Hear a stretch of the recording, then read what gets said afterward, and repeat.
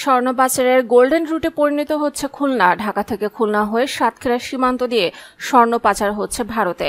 মাঝে মধ্যে দু একটি চালান ও স্বর্ণের বাহকরা আটক হলেও ধরাছোঁয়ার বাইরে থাকছেন মূল হোতারা। অভিযোগ রয়েছে এসব অপরাধে জড়িয়ে পড়েছেন আইন শৃঙ্খলা বাহিনীর কিছু সদস্য। পাচারকারীরা বিভিন্ন কৌশলে স্বর্ণ পাচার করছে। স্বর্ণের বার বহনকারীরা ব্যক্তিগত গাড়ির পরিবর্তে যাত্রীবাহী বাসে যাতায়াত করেন। দুবাই থেকে আনা স্বর্ণ ঢাকা থেকে খুলনা হয়ে সাতক্ষীরা সীমান্ত দিয়ে পাচার হয় ভারতে। এক্ষেত্রে 3 থেকে 4 বার হাত বদল হয়, ফলে বেশিরভাগ সময় বহনকারীরা মূল হোতাকে দেখেনও না। মার্চ মাসের 20 তারিখ ঠিক দুপুরে খুলনা নগরীর 0 পয়েন্ট এলাকায় বাসে বাসে চলছে পুলিশ তল্লাশি।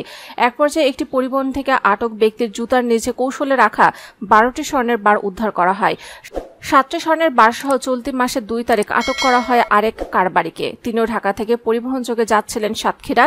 1.5 বছরের নগরীতে পুলিশ আটক করেছে এমন 7টি চালান, উদ্ধার করা হয় 50টি স্বর্ণের বার। বাহকদের শুধু আটক নয়, মূল হোতাদেরও আইনের আওতায় এনে দৃষ্টান্তমূলক শাস্তি নিশ্চিত করতে হবে। পাশাপাশি আইন প্রয়োগকারী সংস্থার সদস্যরা যেন প্রলোভনে ভুল পথে না বাড়ায়, সেজন্য কাউন্সেলিং ও প্রয়োজনীয় উদ্যোগ নেওয়া প্রয়োজন। এ বিষয়ে Khulna metropolitan police commissioner Mohammad Muzammel Haque বলেন, পাচার চক্রের সদস্যদের ধরতে সক্রিয় রয়েছে পুলিশ। এ চোরাচালানের সঙ্গে কারা কারা জড়িত তা খুঁজে বের করা এবং তাদের গ্রেফতারের সর্বাত্মক প্রচেষ্টা চলছে।